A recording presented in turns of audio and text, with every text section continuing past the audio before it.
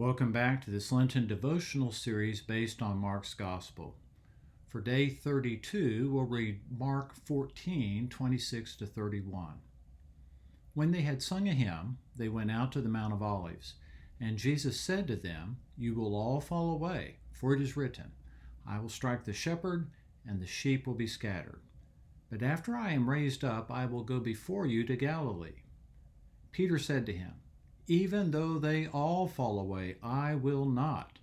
And Jesus said to him, "Truly I tell you, this very night, before the rooster crows twice, you will deny me 3 times. But he said emphatically, "If I must die with you, I will not deny you." And they all said the same. This is the word of the Lord. Thanks be to God. Picture the scene. When they had completed the meal Jesus had transformed, they sang a closing psalm and then headed out the door of the upper room toward the Garden of Gethsemane, where they were camping that week. It was dark, and as they walked, Jesus taught them. His words introduced one of the most painful parts of the story, how Jesus faced what was coming all alone. On the cross, Jesus felt abandoned even by his Father. And here already his disciples were bailing out on him.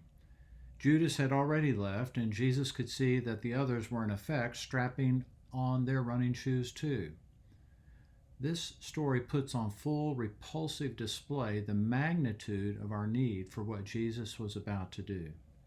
Even his innermost circle would fail him when it mattered most, including Peter, the one Jesus said he was making into a rock.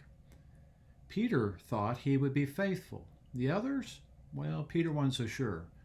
But he sure thought that he would be faithful.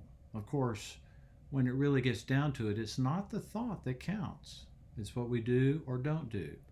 And lest we imagine that the problem is just our tendency to have momentary lapses, Jesus plainly described that the rock's failure would be threefold. Of course, this had to be most painful of all to Jesus. But Jesus was also looking to one of Zechariah's prophecies for encouragement.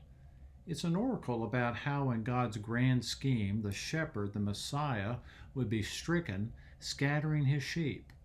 It had to help Jesus to know that this was in fact part of the big plan. And Jesus may have been talking both to his disciples and himself when he spoke beyond Zechariah's prophecy and added his own word of what would follow, that the shepherd would rise and meet them in Galilee where he had first called them. And so it begins to unfold, the full hideous display of our need and the full beautiful exhibit of his provision. It's important that we take both in. Lent is a good time to make sure we're keeping the two together. Here are a couple of questions to ponder as you look back over these verses. Has there been a time when you had the very best of intentions but still crashed and burned? What happened? If these are the kind of people Jesus died to save, sad to say, people like us, what does that tell us about our message for the world? God bless you.